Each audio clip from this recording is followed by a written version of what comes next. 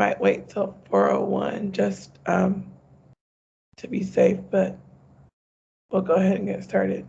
A little bit about me. My name is Ashley Tabron, and I am a writing and study skills tutor here at Wake Tech. And I've been doing that since 2013.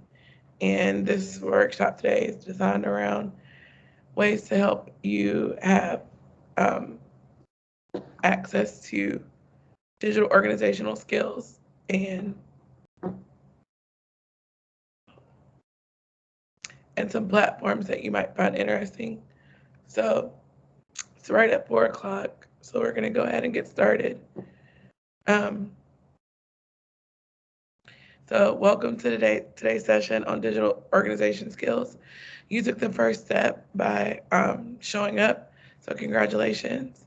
Our hope is that after today's session, you're going to walk away with some strategies that will help you stay on top of work, school, and home using tools that are already at your disposal. We're going to go over things like file naming and organization, digital calendars, and notes apps. And finally, we're going to look at some to-do lists that you can use to make sure you tackle all the items on your list. But first, in a few words, would you mind telling me in the chat why you came today to this session?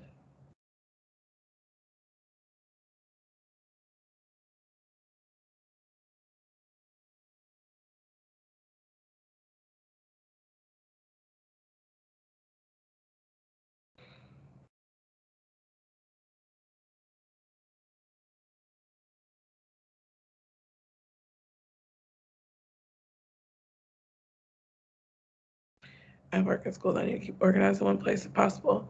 Awesome. Yes, I definitely think we have a solution for you. Some of the slides in this presentation today have videos that we can look at, but you also have access to the videos for the future. So don't worry if you don't get everything down. But I think hopefully we can have a system that works well for you, Catherine. So first, I want to talk about why even keep things organized digitally in the first place. We know with the pandemic now more than ever, we're spending an increasing amount of time in our digital space.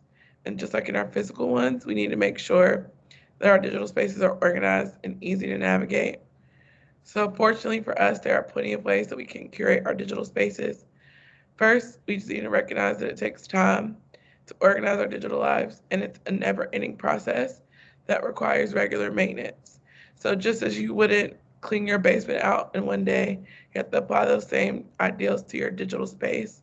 So hopefully by the end of the session, you will have a system in place that makes it easier for you to find your documents and something that's reusable. So you don't have to teach yourself a bunch of steps, something that works well for you that you can do over and over again.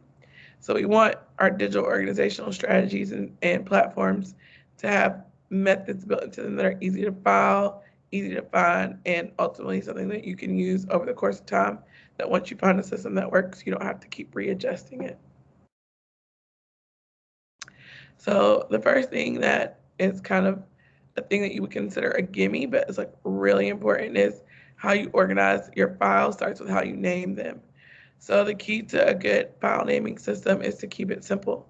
Consider the future you that is going to need this information.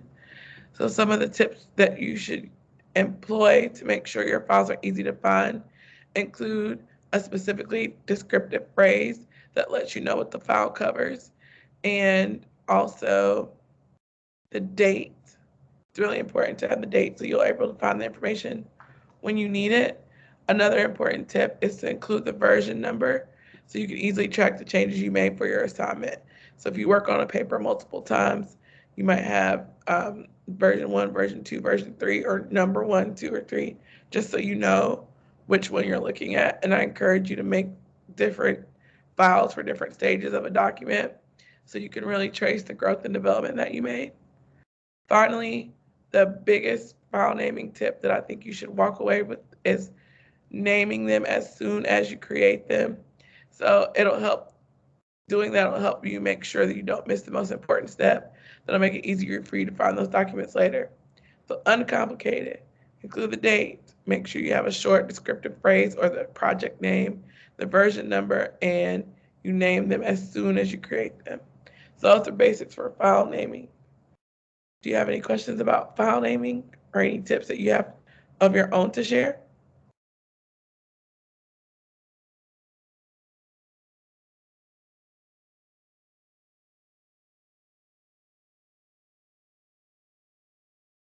I see that you're typing.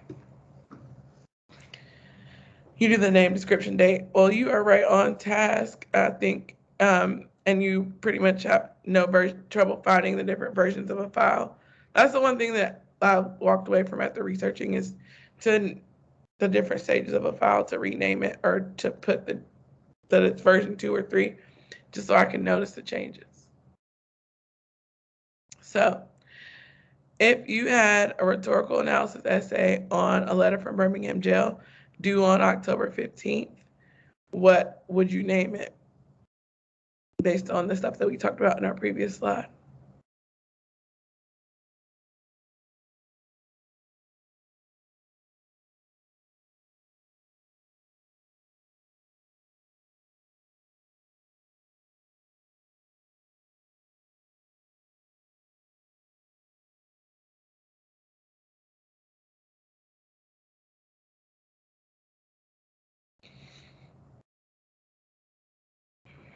Mm, mm, mm, mm. Excuse my yawn. This is an interesting question, I think, because there's really not a right or wrong answer. It's more so what you're going to be able to find later. So you have Birmingham jail. I like to use the underscore and then the date that it's due. The only thing that I possibly might do differently, well, it doesn't really matter, but I usually put the date first to help me organize it by recent, but you can also sort it that way as well. Are there any, well, naming tips and tricks that we haven't talked about that you do use? Yeah, but I like your suggestion. That looks like it'll be very easy to find in the future. So let's say you have a bunch of files that are named very strategically and specifically, and you can easily go back and find your information. But if you have all of your files in one place, that also still equals digital clutter. So I think it's important that you also name your folder strategically as well. So this is a task that some people don't think is as important or aren't as intentional as they should be about how they name their folders, but it really is a crucial component to a good digital organization system. Naming folders can be daunting because you think about they're permanent, but if done correctly, folders are the most critical step of digital organization. You can always rename a folder later. But when naming a folder, I want you to think minimally. Make sure you have a folder for each of your classes. And similar to how you name a file, folders should also be named strategically for easier access at a later time. Again, if you have files you want to keep from a class that is no longer current, you can have a folder with just things that you've archived to help declutter your main page or space. And you can also consider creating a root folder, which houses all the files for a particular class that you can easily find at a moment's notice. So like if you had an English folder, you might break it down by week 1, week 2, week 3, and have all your documents for each of the weeks in your folder. Or you might break it down by assignments. There's no right or wrong answer. It's more about what works well for you. And since we're talking about folders and keeping things and being able to find them later, it's always important to make sure you back up your files. But you don't want to get too folder crazy. If you find that your folders only contain 1 or 2 items, you probably need to rethink your folder system because you're being too specific. There's a video here at the bottom, but it is a little lengthy, and I don't think we necessarily need it to understand the concept of naming your folder strategically. But so the naming principles for files apply to this, and there's different ways to declutter by like having archives and things like that, so that the folders that you see the most frequently are the folders that you work with. And if you don't mind telling me in the chat what your folder or your um, online storage system is that you use. So some people use Google Drive. I am a person who uses Google Drive, but there's also OneDrive and iCloud as well. And those are the only ones I can think of off the top of my head. But you might have a system that you already have in place that works really well for you. And I just kind of want to see which platform you're using. Or you might be using your iCloud, or you might be using your actual computer. You don't have one yet, just Excel folder for work. Okay, so I would consider thinking about, and I see we have another participant. Hello, I don't know how long you've been here, but welcome. We're just talking about folders and how to name them.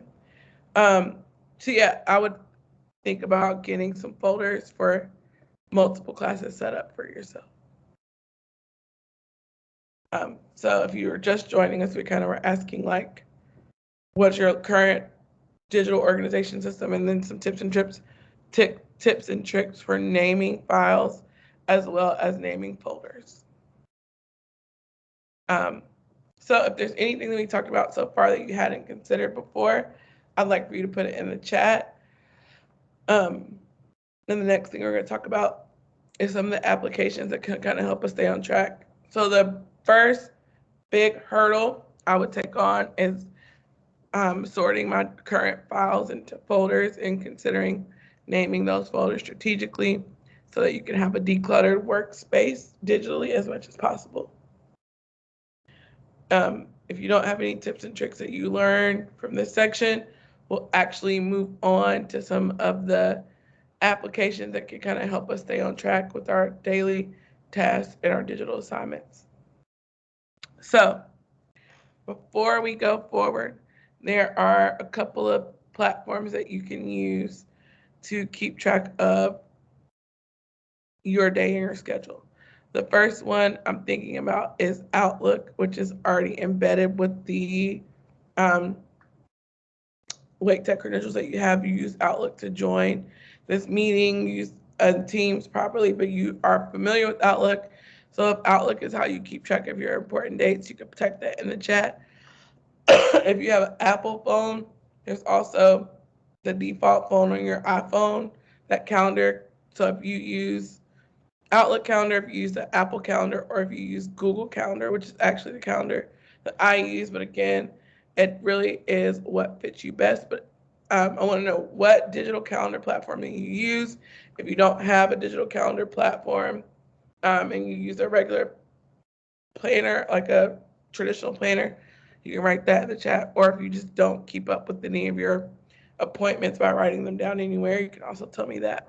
But I just want to know, what is your current system?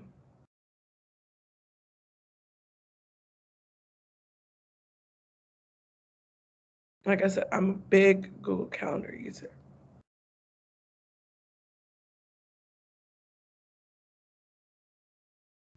But you really can't have a wrong answer because, again, what you are most comfortable with.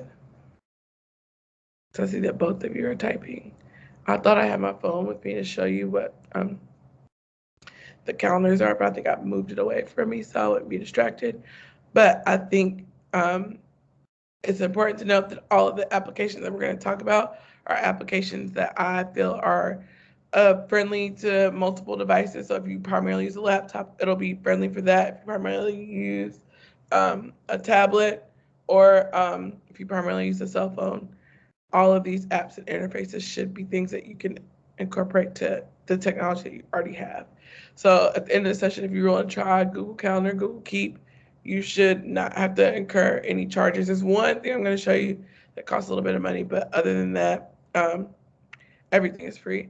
So you're going to check out the Outlook is your calendar's Outlook, and can you consolidate on Google Calendar? I think Google Calendar is a little more user friendly with the consolidation than Outlook, but Outlook is going to be better if you have a lot of Teams meetings and things like that for the college, because you can just click on Outlook and like go to your meeting, so you don't double book yourself. So Teresa uses a combination of digital on your phone and writing things down, and Catherine says so much Teams. Yes, I did not have spending this much time on Teams on my bingo card for 2020 and 2021, but here we are. So I see that both of you are familiar with using some, you have some system already in place about how to keep track of important dates. So no one is busier than you all, right? So digital calendars are a great way to make sure you don't miss anything from your to-do list. First thing first, and I think I've been saying that for everything, and I'll say it for the rest of the session, that you need to pick a system that works well for you. If you have an iPhone, use that calendar. If you have Outlook, you can use it across multiple devices. So that's a good proponent of choosing Outlook or Google Calendar. With Apple, you're kind of restricted to what your iPhone does. With Apple, that's really restrictive. However, Outlook and Google Calendar you can use virtually on any device. Um, and like I said, Outlook is already something you log into frequently with your Wake email. But Google Calendar is cool too because it tends to be the most user friendly. So when you decide on a calendar, you have to make sure you choose color to differentiate between the various tasks you have to complete each day. Additionally, like you have designated days for specific tasks. So for example, Monday, Wednesday, and Friday could be the days that you work in your psychology class. And then Tuesdays and Thursdays might be the days you review your notes for communications class. So you don't always have to have a test coming up or an obligation for you to put something in your calendar. You might want to go ahead and block off the time in your calendar for things that you need to do to prepare for class. Finally, as Teresa is pointing out in the chat, don't be afraid to use the system with the pen and paper system so that you can make sure that all of your important dates and deadlines are met. The reason I lean more towards planning digitally than planning written is because you always have your phone with you. Like this is the society that we live in. So if you always have your phone with you, you always have access to the digital calendar. So that's a reason why I think it's a good idea to have a digital calendar space. So I know this sounds like I'm not talking about calendars, but I am. Google Keep is a great way to capture ideas. And with Google Keep, you can create, share, and collaborate with people on notes and lists. A great thing about Google Keep is that it syncs across all your devices, which is true for the most part for most of the devices today. So your notes go with you wherever you go, which I think is a big deal, especially because as a community college student, you're always on the go. You're not sitting down. You're not sitting still. So you want to be able to find your stuff with your devices. You can also create reminders and checklists. So the possibilities are literally endless. And I suggest like playing with Google Keep because it's a platform that you're most used to. Like everyone goes on Google, so it's something that's really easy to find. You can change your colors as well. So Google Keep really is a one-stop shop for keeping all of your notes in one place and on the go. Um, and so you'll get access to that video a little later since it's a little bit longer. So the next slide that we're going to cover actually talks about how Google Keep works really well with Google Calendar. So we're going to watch a brief video, especially if you're on the fence deciding between which two you're most interested in. I think this video could help. It shows you how to use Google Keep and Calendar together. And after we finish, we're going to consider the pros and cons to using the system, and then there's something that we'd like to try. So if you like it, what's good with it, what's bad about it, and is it something that you want to try? That's what we'll talk about through the video. Hey guys, it's Janice. In this video, I'm going to show you how to create a simple and compact organization system. This is Google Keep. It's a free note-taking service from Google. As you can see, they're kind of like sticky notes. And this is Google Calendar. It's also free. I use this to mark deadlines, so exams are red, small assignments are pink, big assignments are green, special events are purple, work shifts are yellow if night, and blue if day. On the Google Calendar page, you can open Keep on the side using this icon. And then all the sticky notes that you've made in Keep will appear on the right side. It's organized vertically, and I'll show you how to rearrange them. So what is it really? Well, both of these apps are unrelated, but when you put them together, you get a brief, compact, but effective overview of your schedule and tasks. So technically it is a note-taking service, but what's great about it is that you can also add to-do lists on them. I've been making separate sticky notes for different categories like school, work, personal, and I place these next to the calendar so I can get a good overview of what my month will look like and what tasks and deadlines are looming. To create a to-do list, make a new note and then open it in Keep. You will then have the option to show checkboxes. Once that option is on, you can start writing down tasks. You can also indent tasks that are part of a bigger task. This window is also where you can customize the color of your note.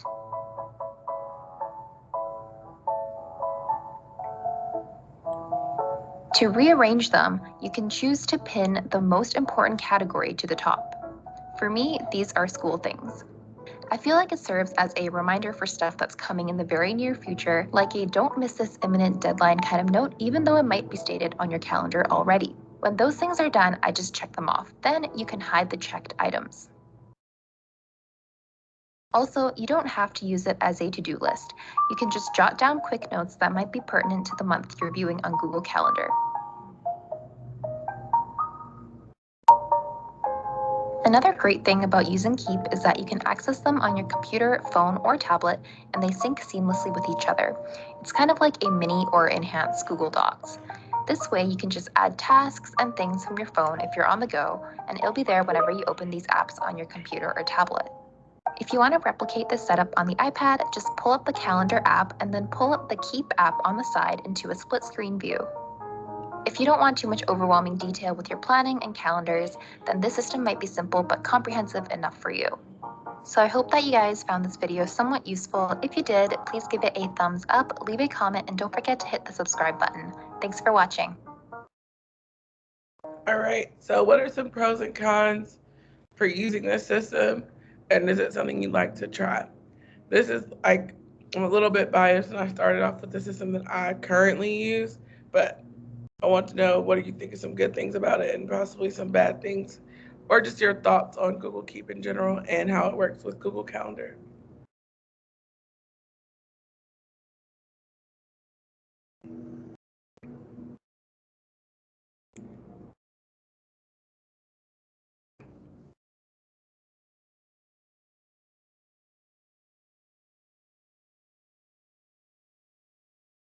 I love the note section and the flexibility there. I agree.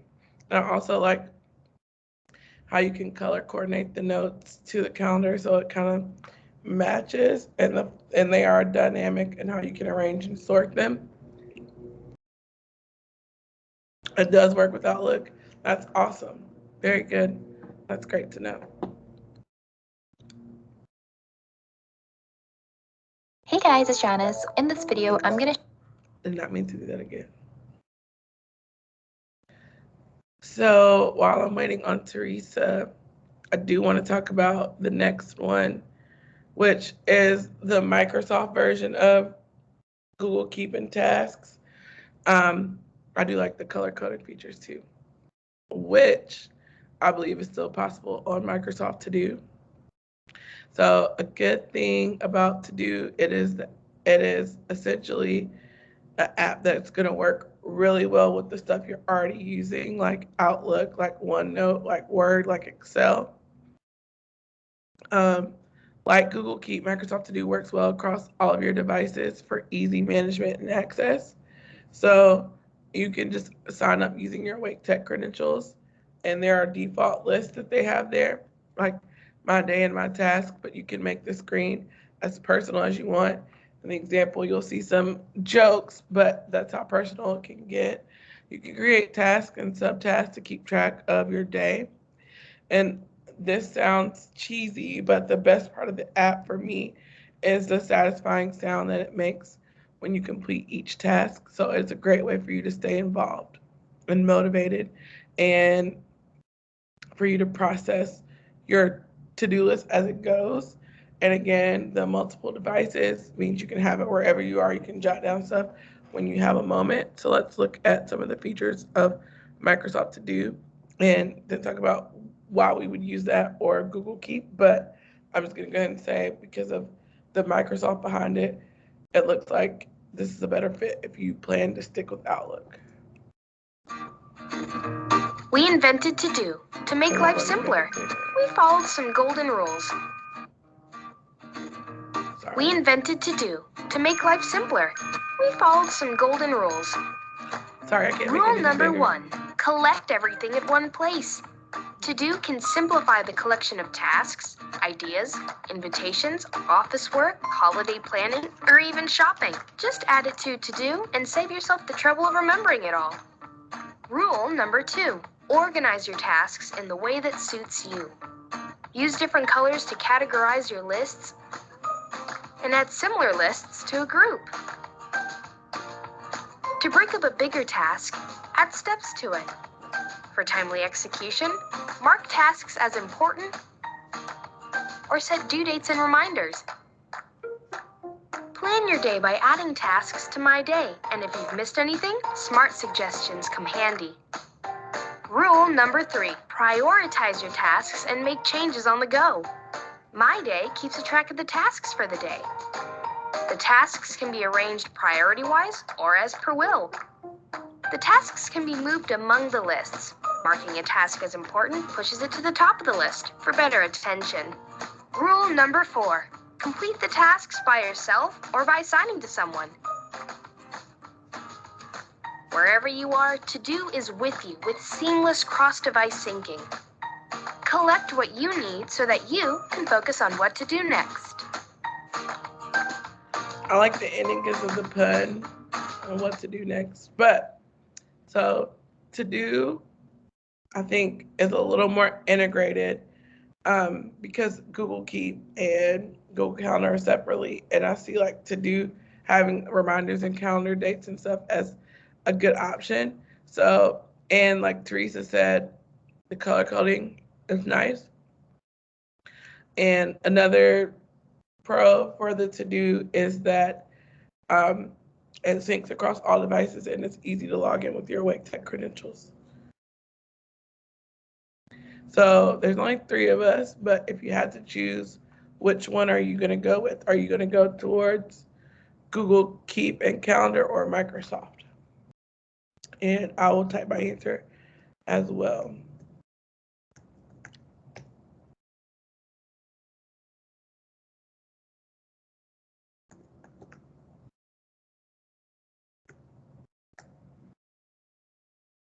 So if you plan on using Google Keep or Google or Microsoft To-Do, I want to know which one you like the best. I'm going to put my answer in the chat.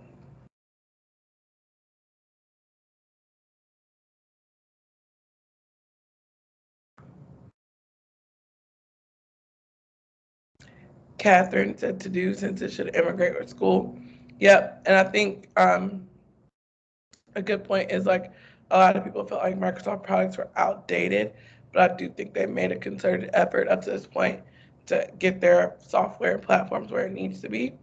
So To-Do should work really well with your school stuff. So that's definitely a plus.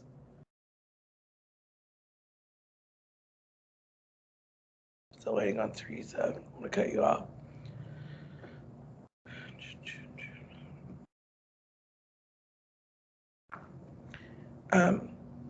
Other than digital organization with naming files and figuring out a task-driven app that helps you stay on track of what you have to do. I think the next big thing is talking about digital note-taking. So we talked about digital organization, and now digital note-taking is also part of some of those skills. The final frontier in digital organization is digital note-taking. Note-taking is one of the most powerful tools at your disposal as a college student. Studies have shown that when note-taking helps you recall new information as well as apply it. However, taking notes with traditional paper and pen doesn't always work. On the other hand, if you try to type everything on your laptop, you can often retain less information because you attempt to type everything. So if you have to use a laptop, there's no choice around it. You have to make sure you really spend some time taking notes and understanding how that works. So fortunately, we do have some tools here that address the gap that help students so they can take notes that they can save digitally and use for future access. I know when I was taking notes primarily written down, like when the first time I lost my notebook, I was devastated because you didn't have access to everything. So with digital note taking, you have all of your notes with you wherever you are across multiple devices.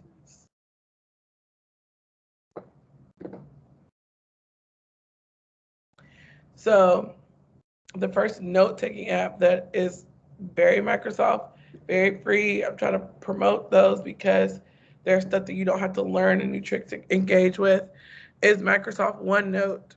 It is free and it's a great tool that you have access to using your Wake Tech credentials. It's also a great one-stop shop for you to put all of your note-taking skills to use in one place. So everything we learned about at the beginning of the session, you can do in OneNote. You can revise your notes with typing, you can highlight, or you can make ink annotations. You can also add photos and annotate those as well.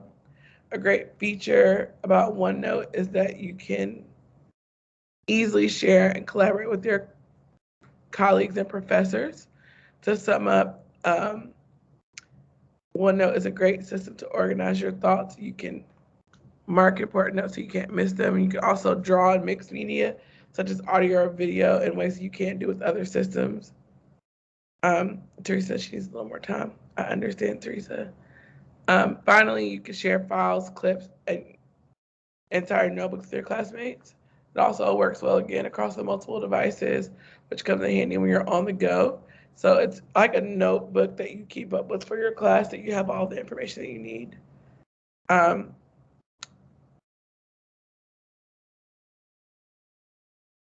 So let's talk about whether we like OneNote at the end.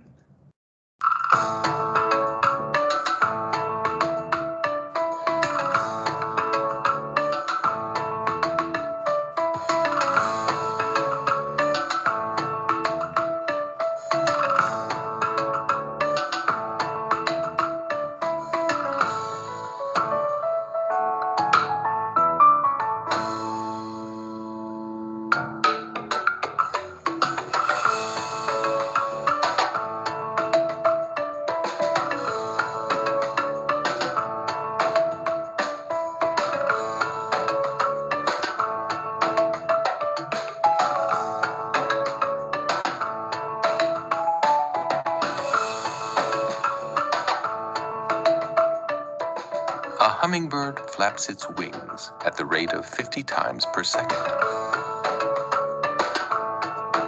hummingbird flaps its wings at the rate of 50 times per second.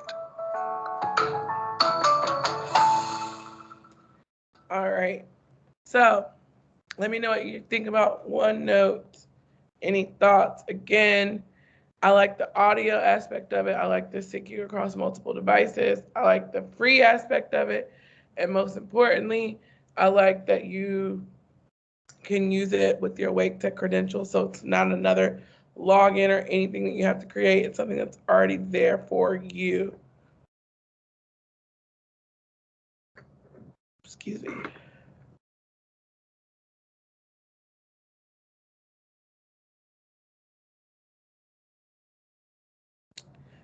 So, yay, Catherine is using this at work. And so it's another crossover. It's awesome. Do you like OneNote, or if you have any other tips and tricks that I didn't bring up that you want to share, let us know. But I think OneNote is really cool, and they're notebooks, and it's kind of like folders. It's just really cool interface. It's easy to use. Sorry, didn't mean to talk video again.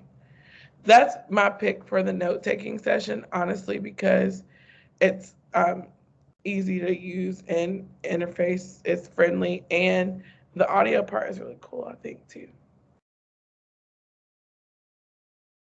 I'm gonna give you a few more seconds to type before I talk about Notability. There's also an app that's similar to Notability called GoodNotes that is also really effective and productive. So you just got last week. Okay, so you're just learning the tips and tricks too. All right, I would love for you to check back in later on to see how that goes. Does anyone in the chat, do you have a tablet or a touchscreen laptop that you use? Because if so, then you're really, really gonna like Notability. Notability is a great app that allows you to combine handwriting, photos, and typing into a single note. It is better to use Notability if you're working on a tablet, but it does work on phones and laptops as well. It also lets you annotate PDFs, which is very clutch for me as an English instructor. And you can use some of the aforementioned file naming systems to keep all of your notes in one place. The good thing about Notability is that you can use it across your devices like your phone, computer, or tablet, and it works well with both operating systems, Android and Apple. It is the perfect blend of modern and traditional note-taking because you are writing on the screen with a pen or a pencil or a stylus, and it could be as fancy or as basic as you want it to be. Because of the increased features, there is a cost one time. But for most users, once they get it, they love the platform and it's very affordable and popular. It's mostly popular with students who use a tablet to take notes. So if you don't, then it might not be for you. Honestly, I heard about it from a lot of instructors who were teaching science courses who wanted to have diagrams. So we're going to check this video out about Notability and see if we can use some of the cool features.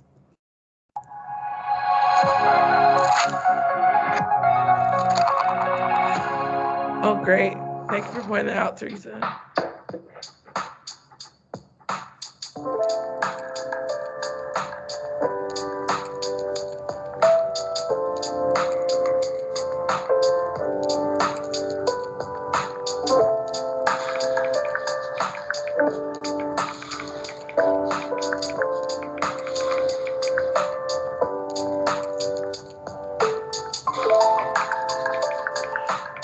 I also love that satisfying keyboard sound on the iPad.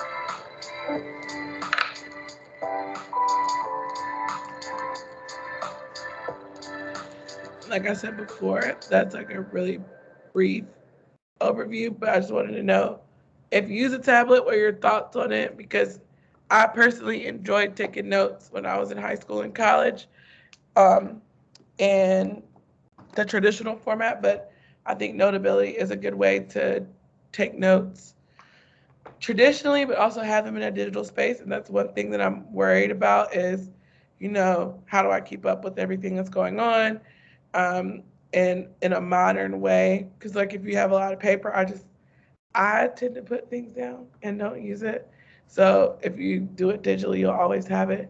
So no tablet. So I think again, if you don't have a tablet, then I would focus on OneNote because you can use it across devices. But I will say, as a recent tablet purchaser, they do come in handy when you really need them. And if you get like a keyboard and things like that, it really does feel like a mini computer. And there's nothing that you can't do on a tablet, not to put any pressure on you. But I think that if you did have one, you would really love an app like Notability. Um, and then the final one is Evernote. I think there is a basic free model, but I was also looking at some other choices, and depending on what you want from Evernote, you might have to pay, but the base model is free. The thing that is good about Evernote is it kind of takes everything we were talking about, like Google Calendar and Google Keep and Microsoft OneNote, and everything is in one place. It's well organized because we know how to organize, but you don't have to go to different apps to put stuff in your calendar or put stuff in your reminders or to add a task to your to-do list. So Evernote incorporates all of that. It works across multiple devices, like all the ones that we said, and it connects many of the purposes to the other apps that we discussed in one place. You can pretty much put any type of content that you want into Evernote. You can type, write, or record audio, and the recording audio is always fun. You can annotate photos and PDFs about books and things that you didn't understand. And you can snap a photo of the whiteboard or look at or look at a post-it from class, and you can also upload that to that there. So you can use it on whatever device you're logging in from right now. So no startup. If you just like it, you can use it. It's a one-stop platform that helps get you everything you need in one place, and it's a simple platform to use. If you don't want to use a bunch of apps and to stay organized digitally, Evernote might be the best solution for you. There's a brief video about Evernote and how it works, just so you can see what are some of the benefits of it. Feeling disorganized? Evernote brings your notes, to-dos, and schedule together to help you accomplish anything. I'm sorry, anything? Because I sometimes get these ideas that I think could lead to something big. But before I can do anything about them, they're gone. Oh, see, that was a good one. Let's bring it back. Capture any idea, no matter when it comes, so you can find it fast and build on it later. Okay, but my projects are piling up, and I have to manage to-dos for all of them. Can you help me out? We have your tasks organized by project or due date, and we can even help you prioritize your... Hold up. That one's due today. That means I have to hunt down a bunch of notes and files and links and... Actually, all your tasks live inside your notes, right with all your docs, PDFs, links, and web pages. Sorry, just one more thing. I've got so much going on, and sometimes things get lost in the shuffle. Can I get a reminder? Okay, good. I'm good now. I hear you, Guy. My schedule is packed, and I need to keep track of what happens in every meeting. Can you help with that? Sure thing. We'll just connect your calendar to your notes and set up reminders to open the right note right when you need it. I gotta go. I need to get ready for a big meeting, and I don't have time for this. Wait, just click that. Everything you need is right here. Thanks, but I really... Oh, hey, everything is right here. Exactly. Great, but thinking about how to organize all this stuff kind of makes my brain hurt. Can't I just get what I need when I need it? You mean like this? Actually, yeah. Wait, what is this again?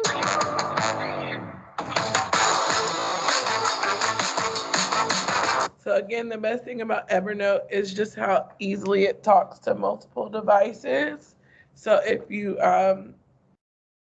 want it to work with multiple devices, and it does more in the single app, so you're not going to other apps for places. So I just wanted to know your thoughts on Evernote before we moved on. And sorry, I keep doing that. Which system works for you? So if you want to stick with your current system, great. If there's a system that you saw here that you want to use for organizing your notes and your tasks, let me know. I just kind of want to know if there's anything here that you didn't use that you want to try, or if you're like, I'm pretty content with everything. I do like everything being in one place with Evernote. Teresa, I think that's the biggest thing that they have going for them, is because everything is in one place, so it'll be easier for users to find stuff. There's nothing worse than going back through and not being able to find a file that you need.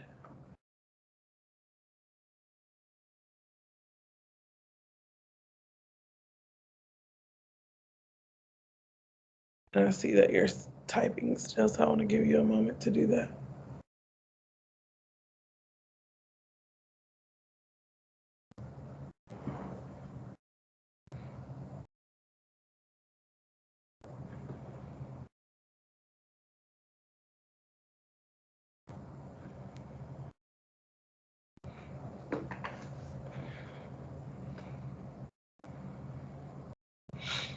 While you're typing, to stay conscious of time, I'm going to start with some of my final, don't leave just yet. Here's what I think you should remember about digital organization tips.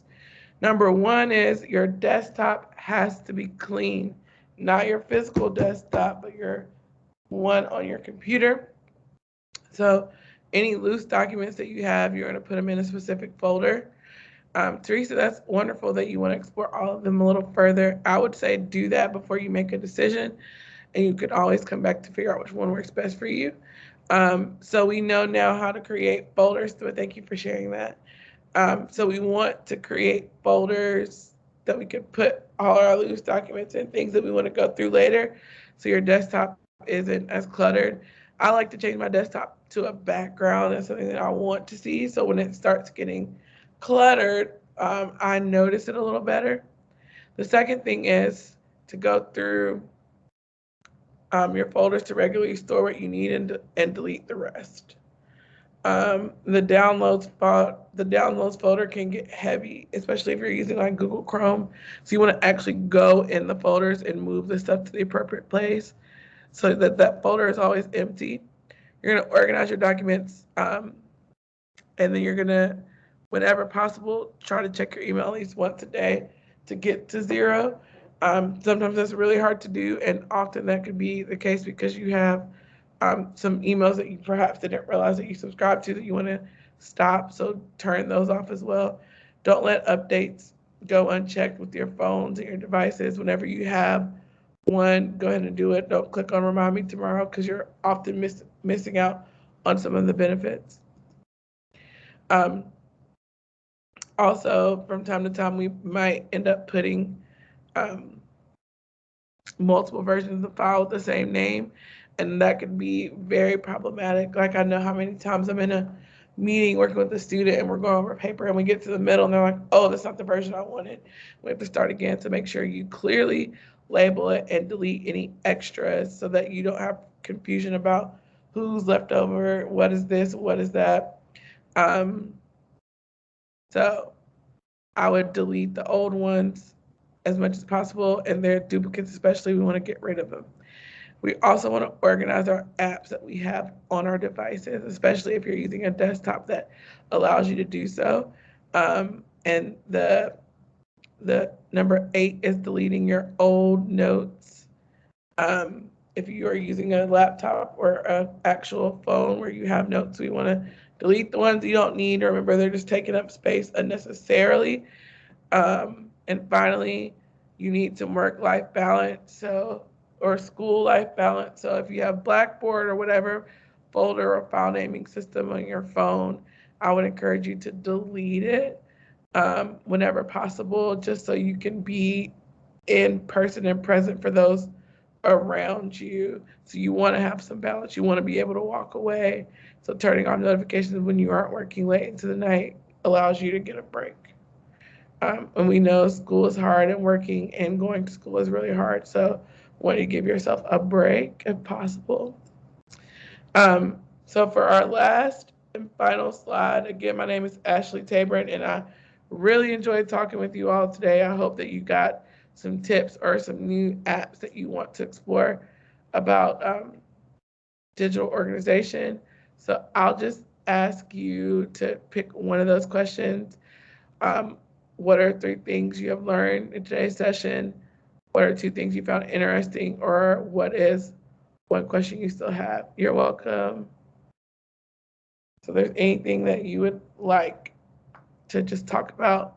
Like, I know personally my life got a little better when I started using Google Keep along with my Google Calendar. It helped me to have the to-do list and the checklist of what I wanted to accomplish right in front of me before our meeting. So anything you want to say that stuck with you that you think you would use after today's session, just let me know in the chat. And if you've done that, then you are free to go. Thanks for putting up with my voice in this session. I really appreciate it.